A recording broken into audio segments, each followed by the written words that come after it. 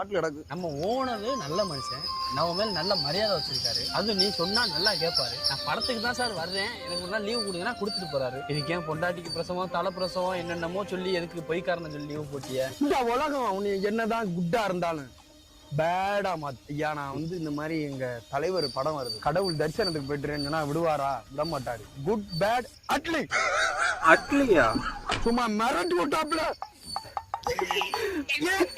என்ன படம் பேரு சொன்னியா? படம் பேரா? Good bad Atlee.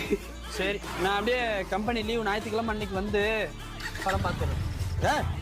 என்ன வங்காளி நீ வேற? அந்த ஆள் என்ன சொன்னாலும் நம்புவாயா?